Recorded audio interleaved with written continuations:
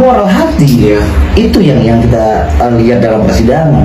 Ya kalau menurut lu sebenarnya seperti apa sih? Pertanyaan itu berbobotnya seperti apa sih? Gak berbobot sama sekali sih menurut gue, kayak gue kirain keras kok. Taunya apa ya? Gue bilang kayak nggak ada sama sekali kayak keras-kerasnya gitu. Jadi kayak cuma formalitas. JPU kalau nggak bertanya mungkin kan malu ya. Itu pertanyaan Mungkin gitu. bisa jadi nggak sih kalau pertanyaan udah mentok gitu kan bisa dipertanyakan Ya, lagi. dan ini juga atensi buat DPU gitu loh, karena mereka itu kemarin kan sempat agak ribut juga waktu pas gue bersidang. JPU bilang apa namanya, siapa yang mau ribut sini sama saya, katanya gitu. Berdiri loh. Iya, dia berdiri gitu. Tidak punya etika loh. Kayak gini, gue Fransiskus Marbun, gue bilang sekarang karena mungkin keadaan seperti itu karena kejelasan karena keterangan dari gue ya. Jadi gue lah orang yang bertanggung jawab seharusnya gitu. Jadi kalau memang Pak Suneo mau tarung diri mungkin gitu kan, ya saya siap gitu untuk menggantikan semua netizen yang berteriak di belakang itu gitu. Karena gue orang yang bertanggung jawab atas keterangan itu. Kenapa sih lu antusias untuk menantang JPU itu? Salah satunya yang JPU muda itu yang berteriak berdiri dengan seolah-olah siapa yang mau berantem di mana tempatnya gitu kan? Kalau nggak salah ya kurang lebih begitu. Di mana gitu kan? Apa motivasinya, Mas? Setelah gue ulang-ulang lagi videonya itu, sebenarnya JPU itu kan kita di persidangan ya sama orang berpendidikan. Sebenarnya menurut gue nggak patut ya untuk menyebut kamu di situ gitu.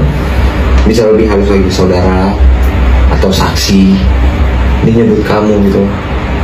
Gue agak ngebleng juga sih waktu di situ, nggak sadar gitu. Mungkin kalau misalnya gue sadar di situ mungkin gue takis juga gitu. Dan greget.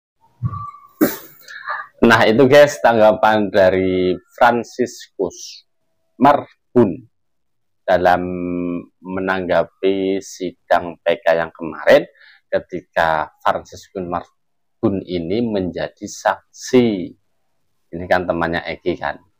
Jadi Fransiskus ini kan menjelaskan kalau almarhum Eki itu ya peminuman gitu sih, bahkan pemakai juga gitu.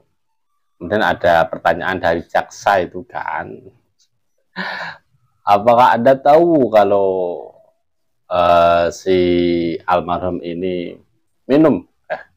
Kemudian adakah kamu ahli forensik?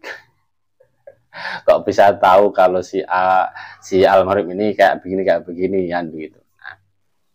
Nah, kemudian dari situlah ada sorakan ya dari penonton untuk si jaksa. Tapi uniknya kok si jaksa itu kok disebut jaksa Suneo, kenapa guys ya?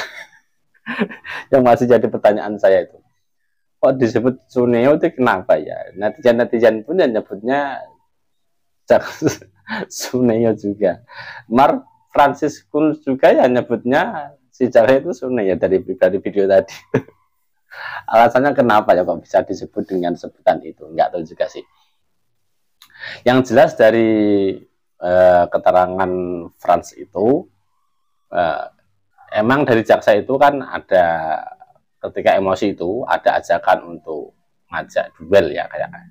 Cuman nggak secara terang-terangan, tapi kalimatnya kan kalau marah ayo di mana kan gitu. Seolah-olah itu ngajakin duel oleh penonton yang nggak terima dengan jaksa ini. Nah dari statement itulah Frans itu menganggap bahwasanya itu mengajak duel. Akhirnya Frans memberikan atensi kepada jaksa. Bahkan nyebutnya Frans bukan jaksa, ada Suneo. Kalau mau silakan ayo di ring sama Frans, diajak duel sama Frans di atas ring begitu. Unik juga guys ya. Aduh. Ya artinya kan gertakan, nggak tahu gertakan atau beneran itu dari jaksa itu yang seolah-olah ngajak duel penonton itulah. Tapi waktu itu si Frans nggak nges juga sih, karena suasana ricuh kan. Akhirnya setelah selesai persidangan, mungkin di podcast itu kan, si Frans lagi podcast, nah itu menantang balik si jaksa untuk duel di atas ring. Aduh, aneh. Tapi ya si Frans ini mentalnya ya berani juga guys ya. Dulu si Pitra itu pengacaranya Rudiana ditantang juga. Sekarang si jaksa yang disebut dengan istilah Suneo. Ada apa maksudnya Suneo? Terus terang aku belum tahu kenapa kok disebut dengan Suneo. Intinya dari video tadi si Franz mengajak duel si jaksa. Karena apa?